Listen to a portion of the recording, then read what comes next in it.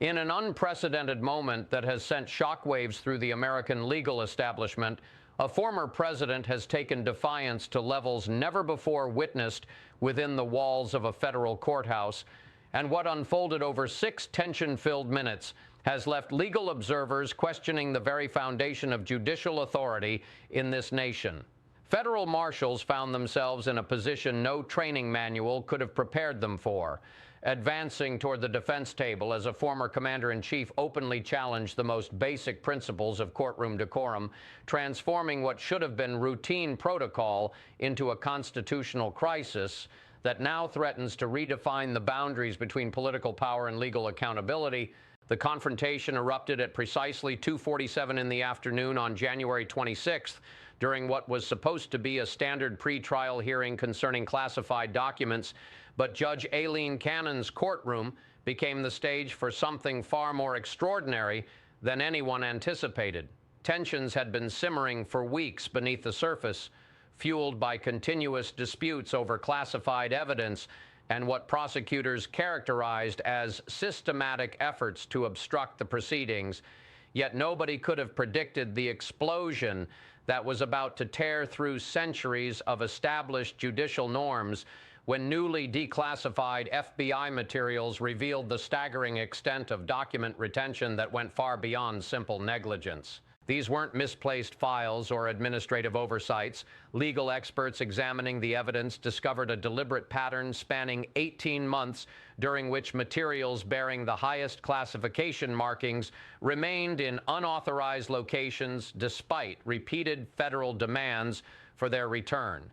Surveillance footage and time-stamped records documented the personal movement of containers holding classified materials from secure storage to private spaces on multiple occasions throughout 2022, painting a picture that prosecutors argue demonstrates willful concealment of national security information while publicly claiming full cooperation with government requests. When Judge Cannon emerged from chambers after reviewing these materials during a 23-minute recess, witnesses observed an expression on her face they had never seen before. And what happened next would forever alter the landscape of presidential accountability under American law. The courtroom held 47 members of the press, 12 defense attorneys, and 8 federal prosecutors, all of whom watched as the defendant remained seated at the defense table, apparently absorbed in his mobile device, even as the bailiff announced the judge's return with the traditional call for everyone to rise in respect for the court's authority. Every single person in that federal courtroom stood immediately except the defendant,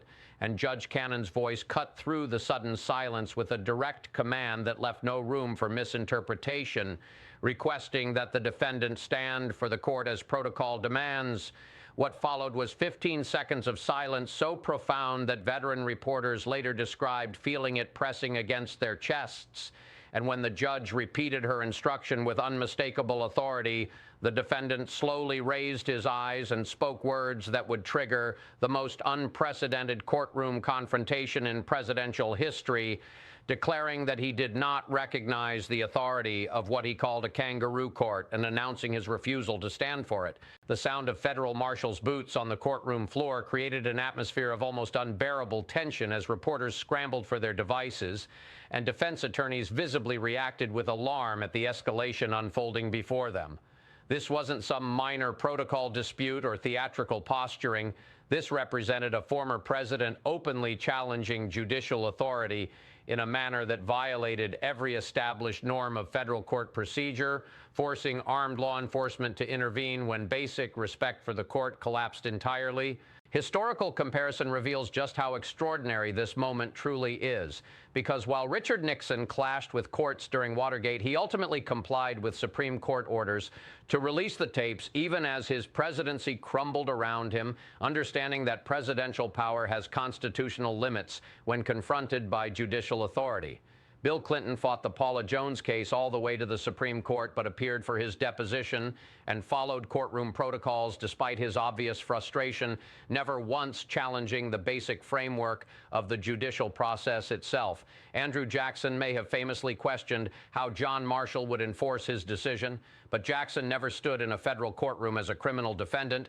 and refused to follow basic judicial protocols. Constitutional law scholars point out that this represents a categorical break from 235 years of American constitutional tradition, because while presidents have challenged court rulings and criticized judicial overreach, none have ever refused to follow basic courtroom decorum while appearing as criminal defendants facing serious charges. The behavior reveals what experts describe as a fundamental misunderstanding of how American constitutional government actually functions, operating under the belief that political power grants permanent immunity from legal accountability even after leaving office. What makes this situation even more remarkable is how foreign leaders have handled similar circumstances, with former French President Nicolas Sarkozy standing respectfully for judges during his corruption trial, despite claiming political motivation, and former Israeli Prime Minister Benjamin Netanyahu following all court protocols during bribery hearings, even while attacking the proceedings' legitimacy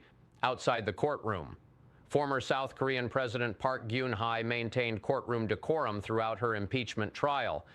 despite arguing the entire process was unconstitutional, demonstrating that what makes democracies work is everyone accepting that judicial authority applies to them regardless of their previous position or power. The implications extend far beyond this single confrontation, because if a former president can openly reject judicial authority in a federal courthouse without facing immediate consequences, the entire foundation of equal justice under law begins crumbling before our eyes. Defense attorneys across the country are already citing this precedent in motions arguing their clients shouldn't be required to stand for judges if they find proceedings politically biased, creating a massive problem for federal courts nationwide that must either enforce protocols equally regardless of political status, or create a two-tier justice system where some defendants receive special treatment based on fame or political connections. Federal law enforcement finds itself in an impossible position,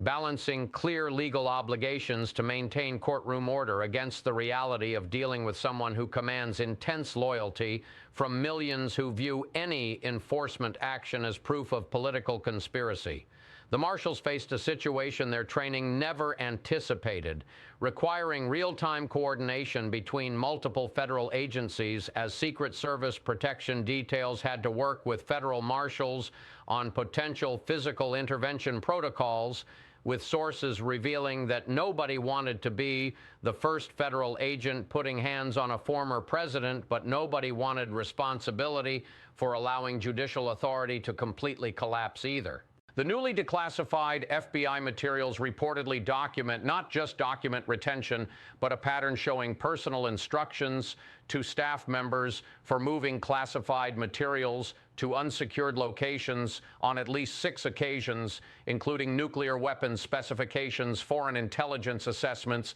and detailed military operational plans for ongoing missions in hostile regions. Audio recordings allegedly capture statements about keeping certain documents in a personal safe because they prove being right about everything, and that investigators can't handle the truth about what really happened, transforming this from accidental retention into what prosecutors characterize as deliberate effort to maintain control over classified national security information for personal purposes. This scenario is causing significant concern within political circles as senior officials debate whether to defend the actions as justified civil disobedience against a corrupt system, or acknowledge that openly defying federal judges creates indefensible political liability. The legal community watches closely because what happens next could determine whether the principle of equal justice under law retains any meaning when powerful people decide they don't like what's happening in court,